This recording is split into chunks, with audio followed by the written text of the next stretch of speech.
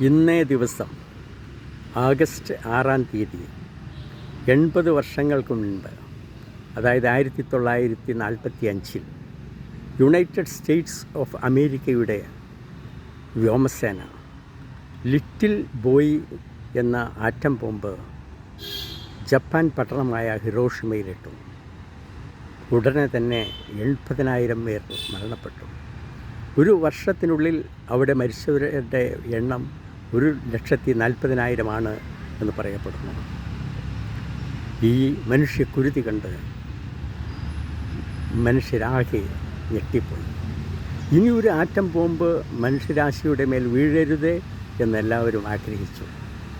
ഏതായാലും കഴിഞ്ഞ 8 ദശകങ്ങളിൽ അല്ലെങ്കിൽ കഴിഞ്ഞ 80 വർഷങ്ങളാണ് ലോക ചരിത്രത്തിലെ ഏറ്റവും സമാധാനപ്രദമായ 8 ദശകങ്ങൾ. അതിനു മുൻപ് ഓരോ രാഷ്ട്രങ്ങളും അതിൻ്റെ വരുമാനത്തിൻ്റെ 50% മുകളിലും അവരുടെ ബഡ്ജറ്റിൽ യുദ്ധങ്ങൾക്കായി മാറ്റിവെച്ചു. എന്നാൽ ഈ സമാധാന കാലഘട്ടങ്ങളിൽ വെറും 10% മാത്രമാണ്, 10% അതിൽ താഴെയോ മാത്രമാണ് യുദ്ധങ്ങൾക്ക് വേണ്ടിയിട്ട് മാറ്റിവെച്ചത്. ബാക്കി വന്ന സമ്പത്ത് അതുകൊണ്ടാണ് മറ്റു ഗവേഷണങ്ങളും പ്രത്യേകിച്ച് ആരോഗ്യരംഗത്തും വിദ്യാഭ്യാസ രംഗത്തും മറ്റും നേട്ടങ്ങൾ നമ്മൾ കൈവരിച്ചത്. അതിൻ്റെ ഗുണമാണ് നാം ഇന്ന് അനുഭവിക്കുന്നത്. നമ്മൾ മനുഷ്യർ മണ്ടത്തരങ്ങൾ ചെയ്യാൻ അഗ്രകണ്യരാണ്.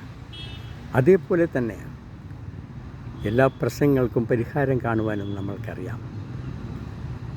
ലോകത്തിലുള്ള സർവ്വ പ്രശ്നങ്ങൾക്കും ഇന്ന് റഷ്യ ഉക്രൈൻ യുദ്ധം നടക്കുന്നു, ഇസ്രായേൽ പാലസ്തീൻ യുദ്ധം നടക്കുന്നു.